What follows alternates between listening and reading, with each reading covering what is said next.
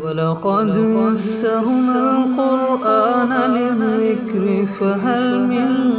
مُّدَّكِرٍ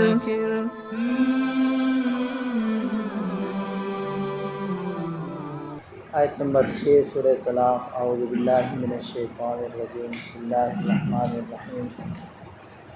اسکنوہن من حیث سکنتم من وجدکم ولا تضاروہن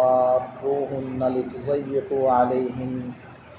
وإن كن أولاة حمل فأنفقوا عليهن حتى يضعن حملهن فإن أرضعن لكم فآتوهن أجورهن وأتمروا بينكم بمعروف وإن تعاسرتم فسترجع له أخرى لينفق ذو سعة من سعته ومن قدر عليه رزقه فلينفق مما آتاه الله لا يكلف الله نفسا إلا ما آتاها سيجعل الله بعد عسر يسرا۔ تقوی کے فضائل بیان کرنے کے بعد دوبارہ سے عدت کے مسائل اللہ تعالیٰ نے بیان کرنے شروع فرمائے، تو ارشاد فرمایا کہ اسکنوہن من حیث سکنتم من وجدکم، ان عورتوں کو طلاق دے دینے کے بعد اپنی وسعت کے مطابق اسی جگہ پر ٹھہراؤ جہاں تم لوگ خود رہتے ہو، جہاں خود ٹھہرے ہوئے ہو۔ یہ بات تو پہلے گزر چکی ہے کہ اگر عورت عدت گزارے گی تو وہ خامند کے گھر میں ہی عدت گزارے گی، اور یہاں یہ بات مزید ارشاد فرما دی کہ جہاں وہ پہلے رہتی تھی اسی جگہ اس کو ٹھہرایا جائے، یہ نہ ہو کہ یہ سوچ کر کہ اب اس نے تو چلے ہی جانا ہے اور عدت مکمل ہونے تک اس نے یہاں رہنا ہے، تو اس کو وہ جو گھر کا سٹور ہے اس میں ڈال دو، کیونکہ یہ چیز بھی تو ہے نا کہ اگر طلاق رجعی ہے پھر تو پردے کا مسئلہ نہیں ہے، پھر تو پردے کا مسئلہ نہیں بنے گا، کیونکہ وہ نکاح ہی شمار ہوتا ہے۔ طلاق رجعی کے اندر تو نکاح ختم نہیں ہوتا، وہ رجوع کر سکتا ہے، لیکن طلاق بائنہ ہو یعنی کنائی طلاق ہو یا پھر مطلقہ ثلاث ہو تو پھر وہ نکاح ختم ہو جاتا ہے اور پردے کا مسئلہ بھی آئے گا۔ تو لہٰذا کرنا یہ ہوگا کہ ٹھہرانا تو وہی ہوگا جہاں وہ پہلے رہتی تھی، لیکن اس کو پردے کا بھی خیال کرنا ہوگا، اور اس کو ایسا نہیں کرنا کہ کال کوٹری میں ڈال دیا جائے یا کوئی خادمہ کا کمرہ تھا وہاں ڈال دیا جائے، بلکہ جس حیثیت سے وہ پہلے وہاں گھر میں رہتی تھی اسی حیثیت سے رہے گی، انہی سہولتوں میں رہے گی، البتہ اس کا پردے کا خیال کرنا ہوگا۔ اور آگے مزید ارشاد فرمایا وَلَا تُضَارُّوهُنَّ لِتُضَيِّقُوا عَلَيْهِنَّ، اس کو مت ستاؤ تنگ کرنے کے لیے، مطلب اس کو ستانا شروع کر دو۔ ستانے کے اندر یہ بھی شامل ہے کہ اس کو خرچہ نہ دو، ظاہری بات ہے کھانے اور کپڑے کے علاوہ بھی تو انسان کی ضروریات ہیں، تو اس کو خرچہ بھی دینا ہے، خرچہ نہ دینا بھی ستانے کے ہی مترادف ہے۔ اسی طرح چونکہ ایک مکان میں رہ رہے ہیں، اب موقع بموقع اس کو تانے دینا، گالی گلوچ کرنا، پریشان کرنا، تو یہ بھی ظاہری بات ہے تنگ کرنے کی مترادف ہے کہ وہ تنگ آ کر خود ہی یہ مکان چھوڑ کر مجبور ہو کر وہ کسی اور جگہ عدت گزارنے پر مجبور ہو جائے، تو ایسا مت کرو۔ اب دیکھیں کہ اسلام کتنا خوبصورت ایک سسٹم دیتا ہے کہ دیکھیں پہلے تو نکاح کروایا گیا، اور نکاح کرنے سے پہلے ان سارے تقاضوں کو مد نظر رکھا گیا کہ جن کا خیال کرتے ہوئے رشتہ آپس میں نبھ سکتا ہے، اور یہ جو نکاح والا معاملہ ہے وہ توڑ اپڑ سکتا ہے، توڑ چڑھ سکتا ہے، مطلب ہر ایسی کوشش کی گئی ہے کہ جس سے ان کا نکاح باقی رہے اور ہمیشہ یہ سلسلہ ان کا چلتا رہے۔ اور نکاح کر لینے کے بعد بھی جو ہدایات اسلام دیتا ہے تو ان سب کا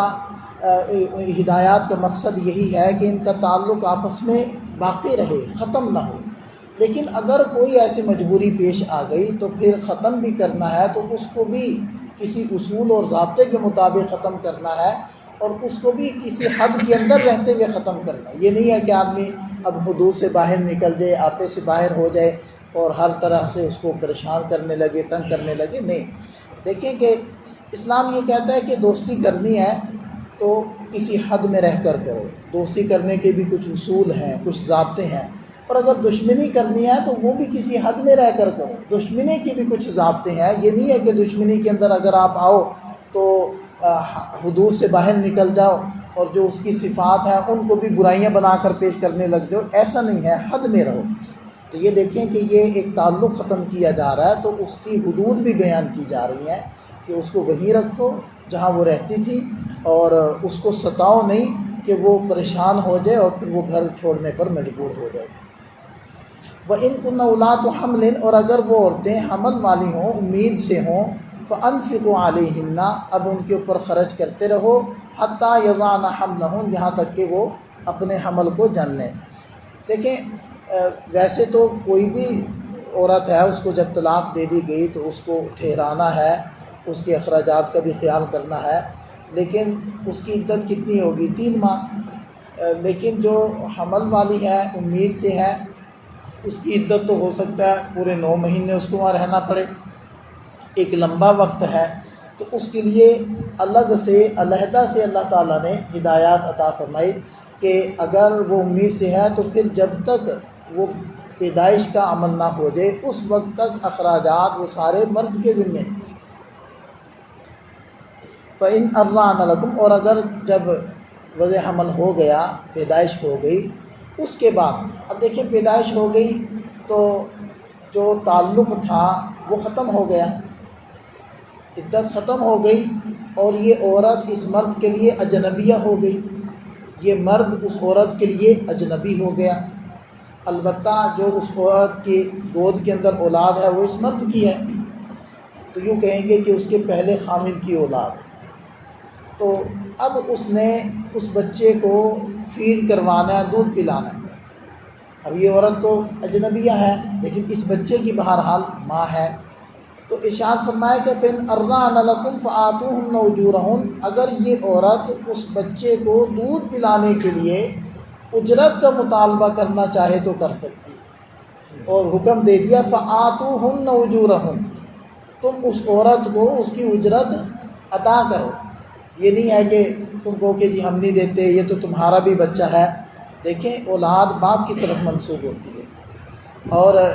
اگرچہ یہ اس کا بھی بچہ ہے لیکن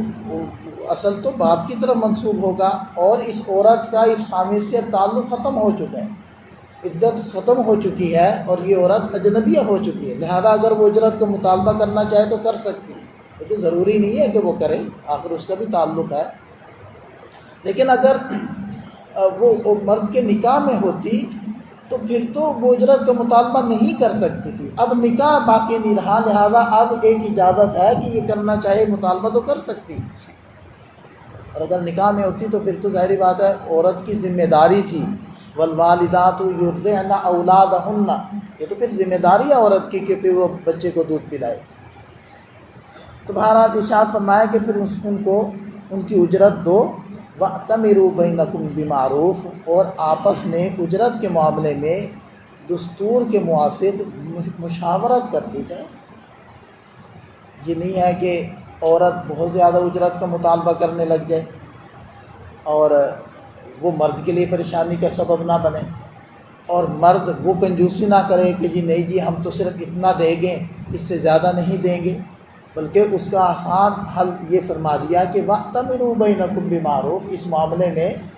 چونکہ چھوٹے معصوم بچے کا مسئلہ ہے تو آپس میں دستور کے موافق اچھے طریقے سے اچھے ماحول میں مشاورت سے کچھ طے کر لو۔ لیکن اگر عورت یہ کہہ دیتی ہے کہ میں نے دودھ نہیں پلانا بچے کو، تو وَإِن تَعَاصَرْتُمْ، اگر تم ایک دوسرے کو پریشان کرنے لگو، مرد نہیں مان رہا خرچہ دینے کے لیے، یا اتنا خرچہ نہیں دے رہا جتنا اس کو دینا چاہیے، یا عورت وہ خواہ پریشان کر رہی ہے، بہت زیادہ خرچے کا مطالبہ کر رہی ہے، یا وہ کہہ رہی ہے کہ جی میں نے دودھ نہیں پلانا، تو فَسَتُرْضِعُ لَهُ أُخْرَىٰ، پھر اس بچے کو کوئی اور عورت دودھ پلائے گی، اور اس کا انتظام پھر اس کے باپ نے کرنا ہوگا۔ پھر آگے مطلق طور پر ارشاد فرما دیا کہ لینفق ذو سعۃ من سعتہ، کہ وسعت والا اخراجات میں اپنی وسعت کے موافق خرچ کرے۔ اسلام کوئی اخراجات میں کوئی ایسی حد مقرر نہیں کرتا کہ اتنے ہزار خامن نے دینے ہیں، یہ اتنے ہزار عورت کا حق ہے، بلکہ مرد کی وسعت اور مالداری کے اوپر موقوف ہے۔ اگر مرد کو اللہ تعالیٰ نے کھلا رزق دیا ہے تو وہ اس کے مطابق عورت کے اوپر خرچ کرے، اور اگر وہ بیچارہ مخلوق الحال ہے، تو زیادہ مالداری نہیں ہے، تو پھر اس کے مطابق اس کے ذمہ اخراجات آئیں گے۔ ومن قدر علیہ رزقہ، دیکھیں کہ جس کو ماپ تول کر رزق دیا گیا ہے، تھوڑا رزق ملا ہے، فَلْيُنْفِقْ مِمَّا آتَاهُ اللَّهُ، وہ اسی میں سے خرچ کرے گا جو اللہ نے اس کو دیا۔ لا يكلف اللہ نفسا الا ما آتاها، اللہ تعالیٰ کسی جان کو مکلف نہیں کرتا مگر اتنی ہی مقدار کا، یا اتنی ہی مقدار کے موافق جتنی اللہ تعالیٰ نے اس کو عطا فرمائی ہے۔ اگر مالدار ہے تو اس کے مطابق اخراجات اس کے ذمے ہیں، غریب ہے تو اس کے مطابق اخراجات اس کے ذمے ہیں۔ سَيَجْعَلُ اللَّهُ بَعْدَ عُسْرٍ يُسْرًا، ان قریب اللہ تعالیٰ تنگی کے بعد آسانی پیدا فرما دیں گے۔ تو اس کے اندر حوصلہ دیا ہے دونوں کو کہ آپس میں صلح کے ساتھ، باہم رضامندی کے ساتھ ان معاملات کو طے کریں۔ اگر وقتی طور پر عورت کو مرد کے غریب ہونے کی وجہ سے تھوڑا خرچہ مل رہا ہے، یا مرد کے اوپر تھوڑی سی پریشانی آ رہی ہے کہ اس کو یہ اخراجات برداشت کرنے پڑ رہے ہیں، تو حوصلہ دیا گیا ہے کہ اس تنگی کے بعد اللہ تعالیٰ قریب آسانیاں پیدا کر دے گا، اس تنگی کو برداشت کر لو۔ جیسے میں نے شروع میں کہا تھا نا کہ یہ آئلی یعنی معاشرتی مسائل میں سے بھی جو خاندانی مسائل ہیں نا، یہ وہ ہیں۔ اس کے اندر دیکھیں کتنی چھوٹی چھوٹی جزیات کو اللہ تعالیٰ کتنی تفصیل سے بیان فرمائے، حالانکہ اور کسی معاملے کو قرآن اتنی تفصیل سے نہیں ذکر کرتا، بس مطلق ضابطے بیان کر دیتا ہے اور کہتے ہیں اس کے موافق کرنا۔ اب دیکھیں حکومت کتنا بڑا مسئلہ ہے، کوئی باریکی ایسی بیان کی ہے قرآن نہیں۔ معیشت کا کتنا بڑا مسئلہ ہے، کوئی باریکیاں ایسی بیان کی ہے نہیں، بس اگر بیان کی ہے تو خاندانی اور آئلی مسائل کے یہ باریکیاں بیان کی ہے۔ دیکھیں عورت مرد کے جو آپس میں تعلق ہے، کوئی ناچاکی ہو جاتی ہے، کوئی بات چیت ہوتی ہے، اس کے 3 درجات کو بھی قرآن نے بیان کیا ہوا ہے سورہ نساء کے اندر، کہ اگر کوئی آپس میں ہو گئی ہے بات چیت تو مرد بستر سے اس کو وَاہْجُرُوهُنَّ، ان کو الگ کر دو، اس سے کام نہ چلے تو وَاضْرِبُوهُنَّ، ان کی پٹائی لگا دو۔ اور اس کے بھی کوئی حد بیان کی ہے کہ چہرے پر مت مارو، ایسی چوٹ مت مارو جس سے نیل پڑ جائے، نشان پڑ جائے، یا کوئی ہڈی وغیرہ کا مسئلہ بن جائے، وہ بھی حد کے اندر رہتے ہوئے تھوڑی بہت سزا دے دو، لیکن طلاق کی طرف جانے کی اجازت نہیں دی۔ بہت آخری معاملہ ہے، بہت آخری ہے، اور اس کو بھی کہا گیا ہے کہ بڑی مشاورت سے، بڑی سوچ بچار کر کے، گرم دماغ سے، غصے میں آ کر یہ لفظ نہ بولو، اور تھوڑے لفظ ہیں۔ مطلب دیکھیں گالی نہیں دینی چاہیے کسی کو، غلط ہے، اسلام منع کرتا ہے، لیکن اگر زبان نہیں رک رہی ہے تو چلو پھر گالی دے کر گزارا کر لو، غصہ نکال لو، طلاق تو نہ بولو، اس سے تو مسئلہ بن جائے گا، اس سے تو خاندان ٹوٹ جائیں گے۔ بعض خاندان ایسے ہوتے ہیں کہ ان معاملات پر قتل ہو جاتے ہیں، مطلب دونوں اسٹرانگ پارٹی ہیں، اب وہ اس معاملے کو ایشو بنا کر وہ قتلوں پر آ جاتے ہیں، اور قتل ہوئے ہیں اور ہوتے ہیں۔ اور مسئلہ کیا تھا، بس غصہ آ گیا اور غصے میں یہ الفاظ کہہ دیے، اور 3 دفعہ کہنا کوئی لازمی سمجھتے ہیں، غلط ہے۔ بھی تعلق ہی توڑنا ہے نا، تو 1 دفعہ سے ٹوٹ جائے گا، بس 1 دفعہ دے کر اس کو چھوڑ دو، خود ہی عدت ختم ہوگی تو بس عورت فارغ ہو جائے گی۔ پھر اور کیا چاہتے ہیں؟ جب ایک گولی سے ایک عورت مرتی ہے تو لازمی 3 مارنی، تو ایک اگر آدمی مار لے گا تو راستہ اپنے لیے باقی رہے گا۔ کل کو اولاد کا مسئلہ ہے، 100 مسائل ہیں، تو راستہ کھلا رہے گا۔ دیکھیں جتنی بھی آپ آگے چلے جائیں، اخیر کیا ہے؟ صلح۔ بہرحال جتنی بھی آگے آپ چلے جاؤ تو اینڈ صلح۔ تو بھئی کبھی نہ کبھی ایسا موقع پڑ جانا ہے کہ پھر صلح ہو جانی ہے، تو پھر اپنے لیے آپ کے لیے راستہ تو بچے۔ آپ کس کا نقصان کر رہے ہو؟ اپنا نقصان کر رہے ہو، اپنے لیے راستے بند کر رہے ہو۔ تو اپنے لیے راستہ کھلا رکھیں۔ ایک صاحب ہیں یہیں شہر کے ہیں، ان کا آپس میں ایسے معاملہ ہو گیا تھا، بڑے سمجھدار آدمی، ایک طلاق دی تھی اور عدت گزر گئی، اس کے بعد وہ ان کے معاملات گھریلو طور پر چلتے رہے ہیں، پھر کچھ عرصے کے بعد میرے خیال سے شاید 2 سال کے بعد دوبارہ سے پھر ان کا نکاح ہو گیا، اور اب بالکل خوش و خرم ہے، صاحب اولاد ہیں اور ٹھیک ان کی زندگی گزر رہی ہے۔ تو یہ ایسی چیزیں وہ قابل تقلید ہوتی ہیں کہ ایسی چیزوں کو آدمی کاپی کرے۔ اگر کوئی معاملہ ایسا ہو جائے تو پھر آدمی اس طریقے سے اس معاملے کو نمٹائے، اور اگر نئی کوئی صورت بنتی ہے، نہیں دوبارہ رجوع کرنا ہے، تو پھر قرآن بتا رہے ہیں کہ کیا کیسے کس طریقے سے وہ عدت گزارے، کس طریقے سے جدائی کرے۔ اللہ تعالیٰ نے سمجھ عطا فرمائے۔